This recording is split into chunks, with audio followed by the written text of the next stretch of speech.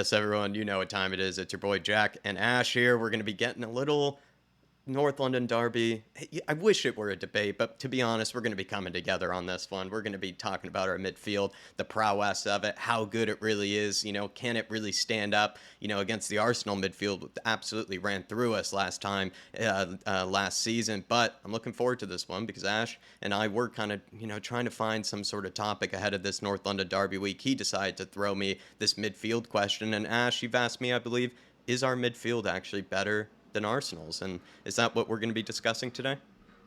More or less, can we kind of punch with them? Because last season, in my opinion, I don't think our midfield was of the ability to kind of stand up to Arsenal's in a, I think, when it comes to technical players being able to hold on to the ball, control that kind of midfield area, the central areas, or actually when we actually had the ball, trying to progress up the pitch, did we have enough in our engine to kind of compete with an Arsenal? Last season, I would have said no. This season, I feel a little bit different, and there's a few factors, reason why we're a bit more capable of competing against Arsenal. Definitely a lot of few factors. And for me, actually, it comes down also to the individual personnel, right? And I'm going to kind of get through that because we have some absolutely fantastic midfielders, and they are actually leading a lot of the stats. And so, everybody, I am going to have to give you a bit of a yank stat fest at some stage, but I promise it is going to be with some sort of purpose, with some sort of, due course to it. But everybody, if you can for me, before we get into this, smash that like button for me, please. Head on over to Ash's channel as well, South Stand View Coys. Please check them out. Show them some love, please. It's going to be in the comments and in that description down below. But let's get straight into it here, Ash. I feel like we should probably just start with maybe the holding midfielders, right? And we're going to be comparing maybe £100 million, whatever player, whatever price he was, Declan Rice, to our lovely Yves Bissouma. Now, Yves Bissouma, just quickly here, has the most tackles and interceptions in the league. He's showing us that industrious side of his game with that element to it. He has some of the most successful take-ons in the league as well, behind Eze. And I feel like if he were English, how much would he actually be worth? Is the question. Would he be closer to that £100 million mark if he happened to be homegrown and English? But first, we're going to start with some of the, kind of the numbers that Yves Bissouma, I think, has been putting up there. And the one that I'm kind of seeing from him, Ash, is that this man is a press breaking machine. He can do it all by himself. The fact that he can lead the league in some of the most tackles, interceptions, showing that he gets stuck in, but also has some of the most take-ons, next to, I think, Eze, who's an absolute animal when it comes to taking people on. That just shows that this guy can basically break a press entirely on his own. Can we say that with Declan Rice? That's where I kind of want to start first. It's going to be my first jab at a Declan Rice. Can he really break a press all on his own, kind of like a Bissouma shows that he can? Well, the first thing to understand about Bissouma is that when he sat down with Yaya Toure, I watched the interview, and he came out and said, Yaya Toure was like, "You're just like me," and meaning that you've got the same coach as me, so we have the same values. So when they were back in their native town, when they were learning to play football, they had to learn how to play every single position. So centre back, full back, midfielder, striker, winger.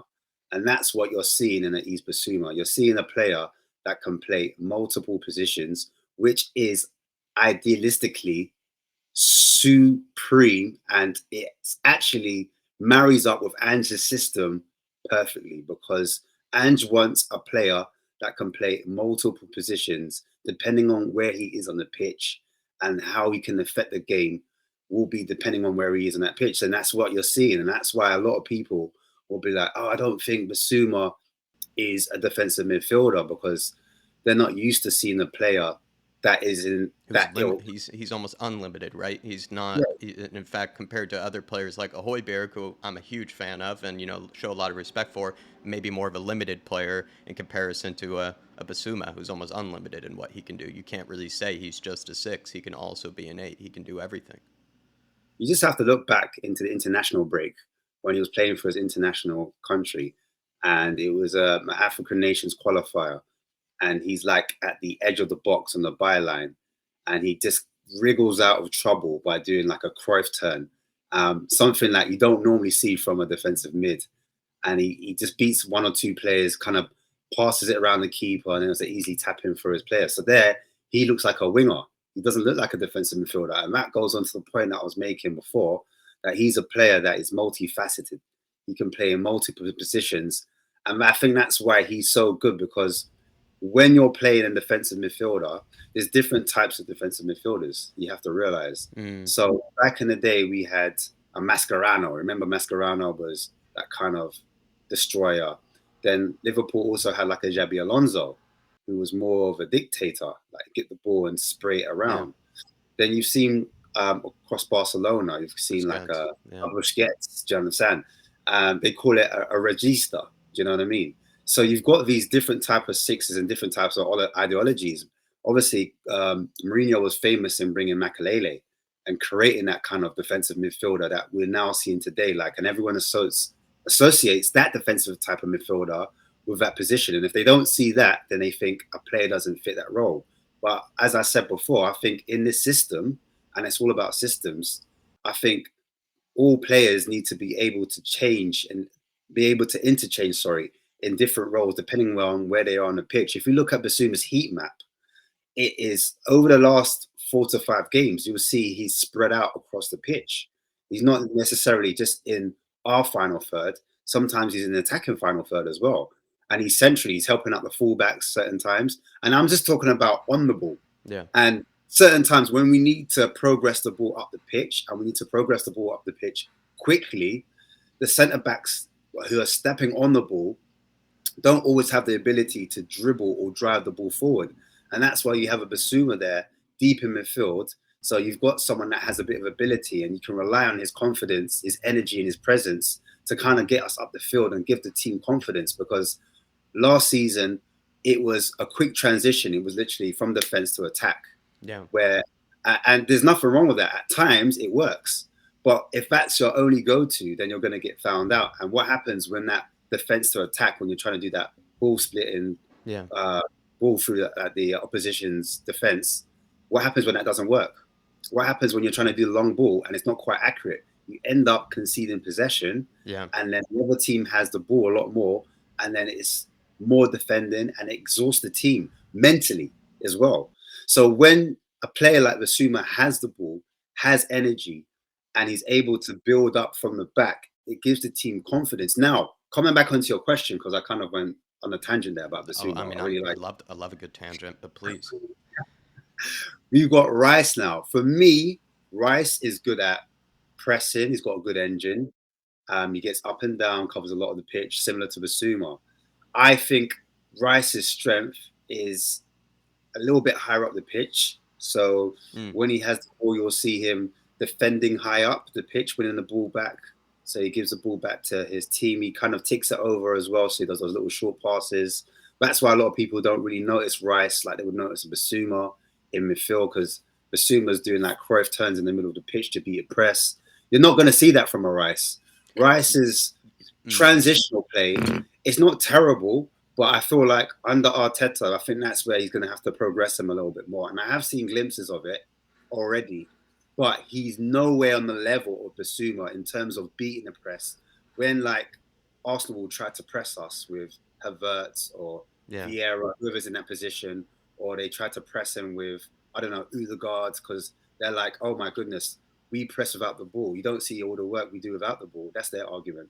But my man, they ain't seen what Bissouma does to beat the press, because against Manchester United, and people say, who are Man United? At the end of the day, they were trying to press us aggressively in a 4-4-2. And we were beating it every time. And I think Arsenal were going to try and press us in the 4-4-2 as well. And that's the reason why I'm comparing to Manchester United, albeit it wasn't a good performance from them. The first 20 minutes, 30 minutes, they were all over us. Do you know what I mean?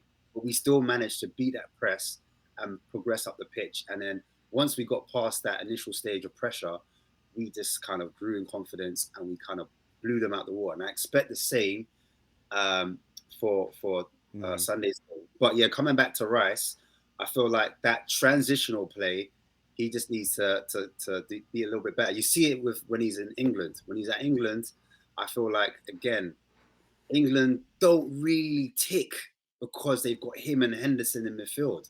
So if Rice was really that good, he should be controlling the midfield. That transitional play should be fluid, and England should be bossing teams. But I don't see that to be the case. Correct. England at the project, but quite slow, quite pragmatic in the build up. He keeps the ball well. Don't get me wrong. He keeps the ball well, and he's a good Well, footballer. And yeah, he's quite agile. He's an agile kid. Like, but so that's I'll give what him that. That's what I was going to say, though, is sort of what I think Rice is actually more good at. And I don't think there's nothing wrong with that, right? But I think he's more of a guy that just sort of keeps possession, keeps the composure, sort of is able to kind of keep the side sort of ticking, can get you out of some tricky circumstances, with just some nice composed passing, just some nice sort of idea of what he's going to do with the ball before he receives it. He's just, a cool, calm, collected midfielder in that regard. But what you kind of mentioned there, right, with does he really always sort of run the show, do everything sort of on his own, in the way that Bissouma does? I don't think, I always, really associate that actually with the Declan Rice. I do feel like Declan Rice is sort of what you were on earlier, and you might have called it a tangent, but it really wasn't, because Declan Rice, I think, is more that traditional kind of number six that maybe we saw in the past, of maybe the days of like a Xabi Alonso, of maybe the days of like kind of a Busquets, who maybe did, kind of do a lot of things, but they weren't in some ways, they weren't like a Basuma who can actually just completely do, the midfield on his own. Like I remember even last season where he was playing next to Skip, and I would say, Højbjerg often was sort of kind of hurt by playing next to Skip, but it felt like Basuma actually was one of the few midfielders that could just sort of just do it on his own. He just didn't even care that Skip was next to him. He was able to win the ball back for us, get us higher up the pitch, win the ball back higher up the pitch, spray the passes left and right. It actually made you forget, that Skip was even playing, when we were doing that 4-4-2 kind of last season under Ryan Mason, if you remember. I feel like Basuma actually was given a nice little kind of few fixtures there where he started to kind of show what he was all about, and then he carried it into this season. And when I think about it, right, if I had like a prime N'Golo Kante, try to pressing and, being that guy that's going to, be a nuisance in midfield, I would rather actually have Bissouma on the ball, trying to actually beat him, trying to actually, break the lines of that midfield, because, someone like I think a Declan Rice would actually get, beaten off the ball by an N'Golo Kante. Maybe doesn't have, that agility or that sort of that quick, kind of turn that maybe Bissouma does as well. Bissouma just also, like you said, has the trickery of even like a winger to even get past, certain players. And most midfielders, especially number sixes, just simply don't. They might have like an elegant, outside the foot turn or pirouette, but, they're not going to really have what sort of Bissouma has in his locker. So I feel like, if anything, what we're looking at nowadays too, with how teams are pressing all the way up to the goalkeeper, so high up the pitch, you do kind of need a guy that's, yes, very good at spraying the passes from deep and knows what to do when he's receiving it, but he also does need to be able to take on his man, pull off something to kind of get, a move going from deep, because you are going to have these Mason Mounts, these Bruno Fernandes of, the world that are just pressing you, all the way to the keeper, and are going to be kind of nipping at your heels and, kind of, doing little nasty tackles here and there. You're just going to need to have a defensive midfielder that can sort of do it on its own when he really needs to. And I think Bissouma absolutely has been that man for us. And yes, Declan Rice, I think, is a wonderful midfielder. I think everybody would love to have him. But I feel like Bissouma, if he were homegrown, English, some of the things that we mentioned here, you don't see that very often in midfielders. He's a unique, one-of-a-kind midfielder. He's showing that right now. I think he would be worth probably £100 million, considering, if he were actually homegrown and English, a Bissouma. And if I look at it going into this North London derby, I still would rather have a Bissouma than a Declan Rice. And I know Declan Rice also is seen as probably one of the most likable guys, in the England team. But yeah, Bissouma for me. But any last words on him before we Yeah, go on yeah, to the creative midfielders? no. Also to add to that, because I don't want to disregard Rice, because the whole of the league rates Rice over Basuma. And the reason being is because he's that typical English midfielder where long pass balls, that's in their locker. You have to have a long pass up or passing range in your locker. And he definitely has that. And coming back to agility, he does have agility. I've seen it when he was at West Ham in the final third. He can break presses but higher up the pitch. But when it comes to like starting from the back, like taking the ball for centre back, I think that's where the difference lies for me. Like in terms of, as I said before, controlling that midfield, just to reiterate what I was saying before. And I think those are the key differences. If he could add that to his game, if Rice can grow into a player, then I would say yeah. I think for me, Basuma, if I want to be fair, what he's missing is goals from his game. But on all the games I've seen so far, he's tested the keeper at least once. got shots off, whether it's on target, off target. He's getting shots. Even the last game against Sheffield United, he did that mad dribble in the first half when he cut across the box. Off, I think it was Kulusevski took the ball off, and he just the diagonal run, and then the shot the keeper saved. It was a tame shot, to be fair, but I just feel like he's just another level when it comes to midfielder, and that's the Yeah. reason why people are like, no, he should be a box to box eight. But I think people sleep on, and I want to mention this: how good and how hard working he is off the ball, and how many balls he wins. Yeah, I was In going to say we didn't even touch on that. He covers so much ground, and he's leading the league right now in tackles and interceptions. All the other guys around him, he's just blowing them away right now, and it just shows again. It's the other side of his game. He's so beautiful and so graceful on the ball, but we do forget that Bissouma probably covers more ground than most midfielders we do know. Like, he is incredible in that he can track back. If a pass does get behind him, you see him, immediately sprinting back and making an amazing tackle to win it back for us. He does show the industrious side of his game, but he's just such a graceful midfielder that we kind of talk about all the other kind of parts of it that maybe we forget about that too. Do you feel like, maybe just last point then, is are they sort of equal in that measure, Rice and Bissouma, when it comes to the Ooh, defensive good side? question, but I feel like we've said Bissouma wins out, in sort of on the ball ability, and what we personally want and what we personally desire, sort of on the ball, we seem to think that Bissouma is better. But when it comes to the other side of the game, the industrious side, Rice I wins think out, Bissouma wins out. I think aerially, Basuma's not bad, but I think aerially Rice beats him. But I think in terms of recoveries, like getting back to help the team out, Bissouma especially wins. when we lose possession, I think Basuma just has that edge. And I'm not saying Rice doesn't recover. I'm not saying that. He does well to win the ball high up, as I mentioned before. But I just feel like in terms of tackling style and interceptions, he's able to get his body, the agility. He uses his hips to come across the player to win the ball back certain times. Physicality as well comes into it. He's just I think, slightly more physical than Rice in that aspect as well. So I'd give him, when it comes to ground jewels, and you've already mentioned the stats in terms of tackling, he beats Rice already from this season. think And someone I if I think go someone back even to said he's on the points that we're making here. What makes Basuma so unique? I think someone even brought up, on Twitter or something I saw, he's the only player in Europe's top 5 leagues or something to have, like, as many to lead in tackles and interceptions, and to also be leading, in take-ons or something like that. Like, whatever, yeah, like, to yeah, have that's right. those two happening at once, they say, like, there's no other midfielder doing that in Europe right now, and that's just I, speaks to how unique he is. we saw what he did to Barcelona. Oh, For me, that was a real telltale, and that's what gives me confidence in this North London derby. A lot of people sleep on that Barcelona, albeit it was a friendly. I just felt like he had a great performance in that game, yeah. and he told me everything I needed to know going forward when it comes to these top teams, the top six teams, how we're going to perform against them. This also feels like a similar hard comparison, right? Where you're just comparing two brilliant midfielders.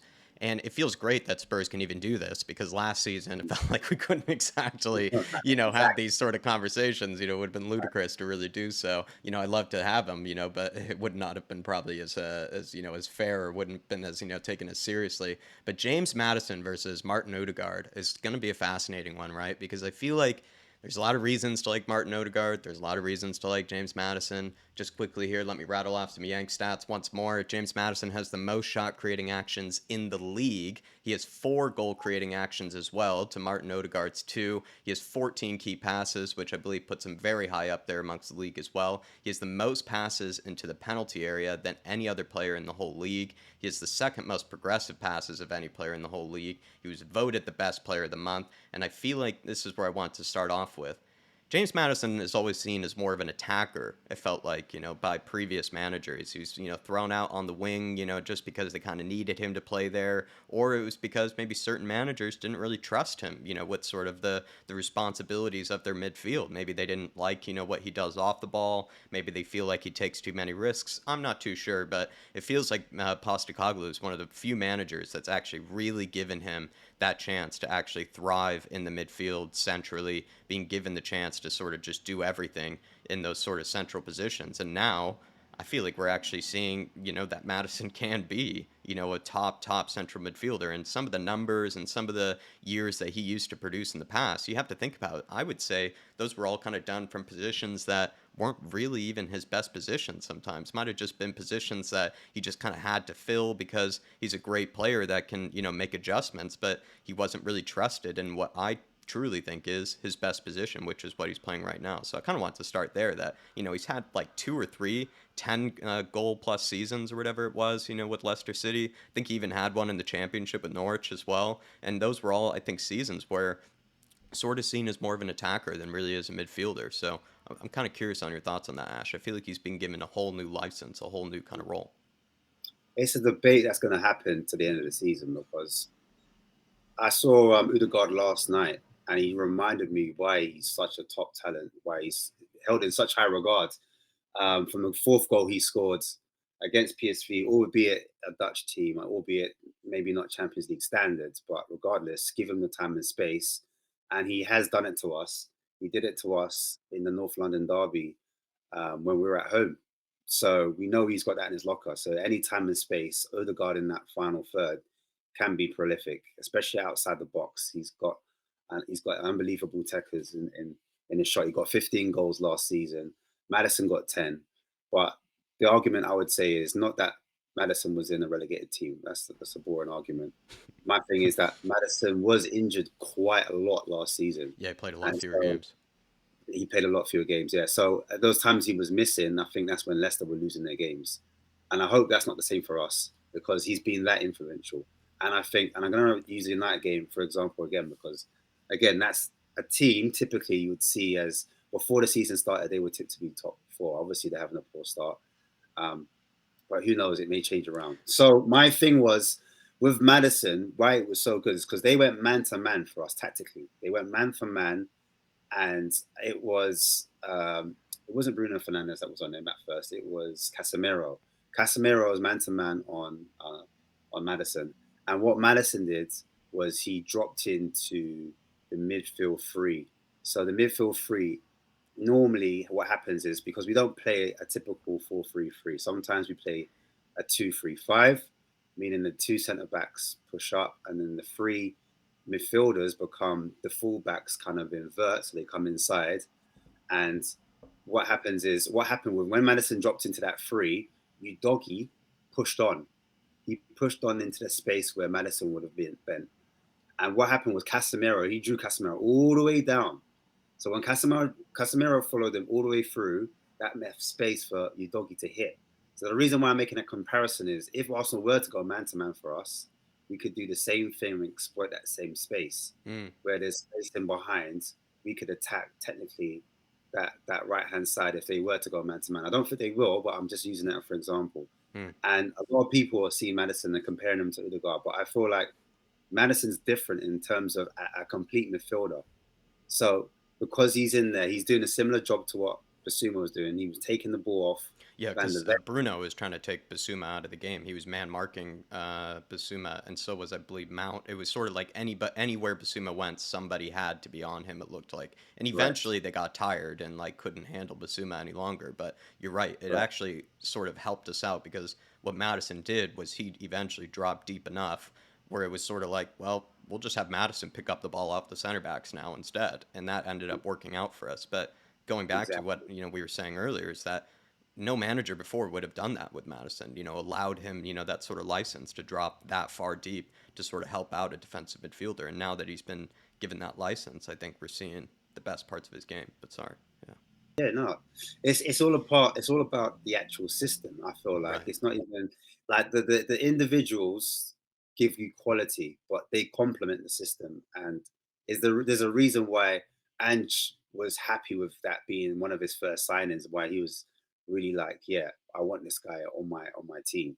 And yeah, that ability to pick out and split teams from deep, those balls he's able to pick out, and also he has the guile to drop a shoulder. We saw that more so against maybe a Burnley when he was picking up the ball from deep, dropping the shoulder, beating the press, and then finding the balls. And then similar to Basuma, he's able to do those short passes. And I like to mention those short passes because not only does it give confidence to the whole entire team because everyone gets a touch, they feel like they're a part of something. But the short passes allow teams to come on to the press. They draw the team in, and that's what opens up the holes, opens up the space. And then when you're ready, it's like one pass, two pass, three pass. Then the fourth pass, that's when you go long or you go diagonal, and then you find the front three. And I felt like it's a different way to kind of open teams up, shift them around. And I think a lot of teams aren't seeing that, and that's what I feel like a Maddison brings in the final third. What he also brings, and again, I bring that fluidity into it. At times, with your man of Solomon, he allows Solomon a lot of space on the ball because everyone's focusing on Maddison. When you focus on Maddison, it allows Solomon to have a 1v1. And if he's a 1v1, then he's only got to beat one player before he has a shot off. Solomon had 5 key passes against Burnley, and he had 4 key passes against Sheffield United. And the reason being is because Maddison's occupying the space in the half space certain times in that pocket space, centrally on the left hand side, and then certain times when he's ready, Maddison pulls out wide completely, and then he allows Solomon to come in centrally. Do you know what I mean? So it kind of mixes up the role. And then Udogie as well. And between Udogie, Maddison, and Solomon, they're able to interchange with each other, creating a small little triangle. Not just the movement, but when they're on the ball, they're able to pass and outnumber teams. So we have superiority in numbers, and we're able to beat them in that midfield area. Do you understand? So I feel that Maddison's brain, he actually sees the picture quite early and helps to, again, make Ange's system work. And I see him as a visionary in that final third. And also, just to add to that, I want to add another element to his game because certain times I saw Son drop in, especially in that Burnley game. Son would drop in and Maddison would run in and behind. So he acted as a runner. So being a runner, running into the space, running in from deep, it's harder to pick those players up. And I feel like against Sheffield United, he didn't do that enough. But against Arsenal, I expect him to come back with that same presence, running into the box, coming in late, undetected. Only so many midfielders do that though, too, right? Because a lot of midfielders love the ball to feet. They would rather just them, kind of make there's, I think it's actually almost a growing problem in the game these days where like you find so many players that just rather the ball come to them and then they make something happen and then they need runners off of them. And it feels like there are very few players that are willing to make those sort of unselfish runs, willing to make those runs in behind that someone else can, play them in behind. And I was going to actually even say to you quickly is maybe, between Odegaard and Maddison, would you say Maddison is more of a goal-scoring midfielder than maybe an Odegaard is? I mean, Odegaard came off 15 goals last season, which was very impressive, but Maddison has had a few 10-plus goal seasons in the past, with Leicester City, and has played kind of all over the pitch, has been able to score goals, and I don't even know if he's even a penalty taker for them. I think it was Jamie Vardy, right, was sort of the penalty taker for them, and Odegaard, I do believe, takes a fair amount of, or maybe takes more of the free kicks, I could be wrong. But I don't know, which one is more of a goal-scoring midfielder? Because I feel like they're both unmatched when it comes to creativity. Yeah. They're both crazy in the creativity department. I think, look, to be fair, I think, again, I'll say it again, I think Maddison all round is a better midfielder because Odegaard doesn't drop deep and dictate the way Maddison does. He doesn't come on and take the ball off the centre backs. You won't see Odegaard doing that. Odegaard, the way Arsenal play and Brighton play and Man City to an extent, they play like this is your role, this is your zone, stay in that zone. Does that make sense? Yes. This is your area. This is what you're good at. This is what you'll do. Yeah. Exactly. I don't want to see Odegaard next to Gabriel, picking up the ball from Gabriel. Their centre back, not Martinelli. So you won't see that, and that's what I mean. You don't see that kind of same controller from a fielder, and I feel like so creativity wise, you'll see more key passes from Maddison. You'll see more through balls from Maddison. You'll see more assists from Maddison, in my opinion. With Odegaard, he'll get assists, but only because he's always up that pitch. He's always on that side of the pitch. So because you're on that side of the pitch, you're closer to goal. Yeah. Therefore, you might get a shot and it might deflect and you might get a goal. I'm not saying he hasn't got a through ball in him or a key pass in him. He has. But in terms of like general play, I feel like Maddison's the overall midfielder. But in terms of goal scorer, going back to your question, I kind of went, yeah. Well, I mean, it's hard because they're both, like I said before, they're both so good that you kind of have to go in all these different angles to sort of, pick out the little intricacies of what makes, one better than the other, what makes one worse than the other. You have to do it. It comes down to listen. It comes down to football opinion now because, in my opinion, they're equal. When it comes in that box, I've seen It's what you Odegaard prefer. Good finish. point. Yeah. Yeah, it's who you prefer. And if you're a Spurs fan, you watch Maddison all day. You're going to pick Maddison. If you're an Arsenal fan, you're going to say Arsenal all day. And if you're neutral, you'll probably go for Odegaard because he's done it longer at a bigger club. Quickly on that though, would you Oh, say like I think Odegaard, I think with the thing with him, he's like one of those guys that we've just known about forever. Like he's almost like that Lasine Yamal guy, at Barcelona. It feels like, he came to us at what is it? He came to us at something like 16 years old, Lasine Yamal and Odegaard a bit similar, right? 16 years old, came onto the scene like and everything. But he hasn't really like done it until like this last season and maybe the season before that. Like he wasn't really putting up the big numbers. Maybe I think one season at Sociedad he might have done it, or two, but still, right? It wasn't like the top numbers that we expected from him. So I just sort of feel like I don't know, like it feels like Maddison in a way. I think he's slightly older too, but Maddison has been playing for. I don't want to discredit Leicester City, but he didn't have like N'Golo Kante with him. He didn't have Riyad Mahrez with him. He didn't actually have the forward line that Spurs do. So he's been playing in slightly inferior teams than maybe Martin Odegaard has. Who's played for Real Madrid, Arsenal, etc. And he's produced some better numbers at times, except for last season. so like the neutrals will say that Odegaard's been doing it at a higher level for longer. So that's why they give him the flowers. But for me and you, we will say, like you just said, he's had it with lesser players. Now it's time for him to step up. Can he make the step up? I think he can. I think he has the guile to do it. I think he has the ability to do it. I think he's got the confidence, which is more important. Because when I saw him live, I just saw the confidence exuding from him, the energy, the aura. I could see he always wants the ball. He's always trying to make things happen.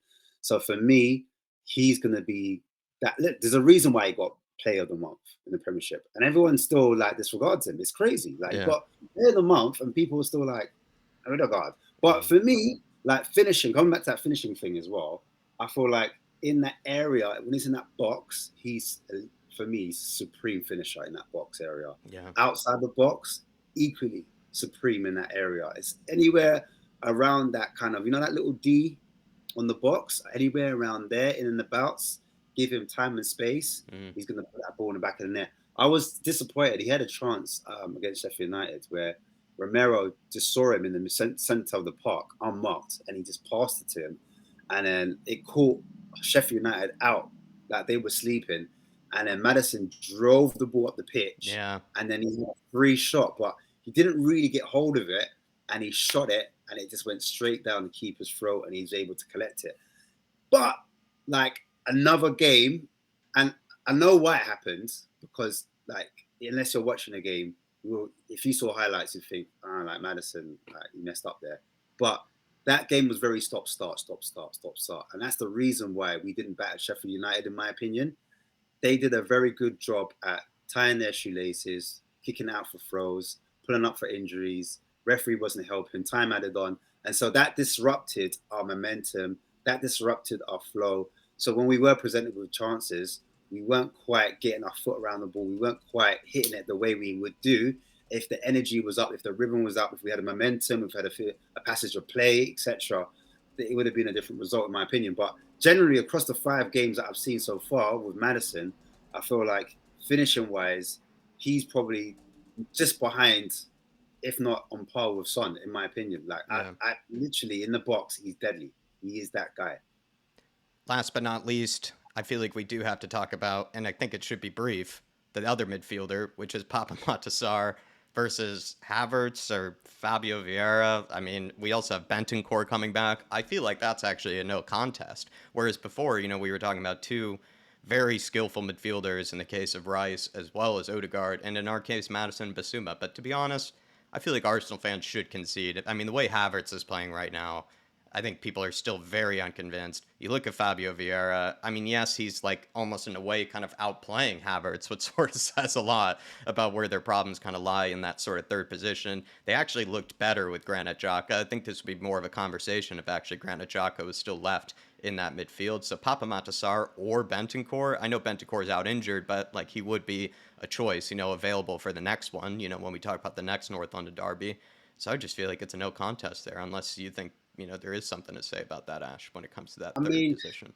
listen, if I want to be fair, and it's not really a fair one because it's not black and white as most people think, because Maddison plays on the left side of our midfield, Odegaard plays on the right side of the midfield. Oh, yeah, fair. Yeah. So if you want to do it like that, you'd say Maddison definitely gets in ahead of Vieira, but again, But we're Vieira and talking about Havertz. roles, like, too, right? In I terms think. of roles, if you want to do it on that level and you want to bring Bentancur on, you've got to bring Thomas Partey to the equation as well, because Thomas Partey is also injured. If you want to talk about Bentancur, I know again it's different roles because Thomas Partey wouldn't play on the left hand side of their midfield. I think they push Rice further up and make Partey sit. But coming back to your point, I think Saar for me, he just a lot of people will sleep on him, and the reason why I rate Saar so highly is because he not only is he good off the ball, but he's quite good on the ball as well. Meaning when Porro was playing that inverted role and we were trying to play out from the back, I realized they tried to target him as a weak link. So then what we quickly did was we made Saar invert in where that Pororo was, or we made Saar sometimes play as a fullback. Play out wide. So when the ball went back out to Saar, they tried to press him. It didn't work. So I have to give Saar his dues because he's able to play out the press. So he's in the first phase of our attack. When we're playing out from the back and we need to go to the right-hand side and Romero needs someone to pass to, Saar is that guy that's He's a very able to help intelligent us. midfielder. Yeah. Very intelligent, very intelligent. And just to go on to that a little bit further, when he's on the ball, he was able to pick out passes in the final third for against Sheffield United for players like Kulusevski. He did a through ball for him, and it was a ball where him and Maddison kind of got their wires a little bit crossed because Saar picked a good pass for Maddison in the second half early on, but Maddison didn't make the run into the box. He kind of wanted to feed. But as we were talking about before, you need to make those late runs into the box. And Saar played the ball. Maddison wasn't there. And Maddison was like complaining, but Maddison was in the wrong that time. So it just shows Saar's game intelligence. Yeah. And it shows as well coaching because that's what Andrew wants. Andrew wants those space invaders, those guys running into the box, those false nines coming into the box, arriving late. And he doesn't just want it with one player. He wants it interchangeable. Definitely. We saw it with, I'll bring up Barcelona again, because Skip surprised everyone when he came with the assist and goal. Do you know what I mean? He came and scored, and the other one, he scored two I think goals. he scored a brace. I think it was more brace. Yeah, he scored 2 goals. Sorry, it wasn't a goal, it was 2 goals. But the point I'm making is he made that run into the box. And so it doesn't matter what player is in, it's about the system, and it's about whoever's in that position. Like you saw it with Udogie as well. Udogie against Bournemouth, he kind of ran into that space, and then he put a ball across into Kulusevski. And Kulusevski's meant to be the right-sided winger, but he darts across the 6-yard box and he scores in the far post, which is towards the left, when really Kulusevski in the right, and that's against Bournemouth. And I saw it against Sheffield United when I watched the game back again. Kulusevski was in that kind of in between the two centre backs at times. Do you know what I mean? He's making a run across. So even though people are noticing Kulusevski inverting sometimes, and not sometimes, a lot of the time he inverts when he's on that right hand side, he inverts. But him actually starting in that space and arriving in that space is something slightly different for him starting out wide and then cutting in. So you're just seeing the system now.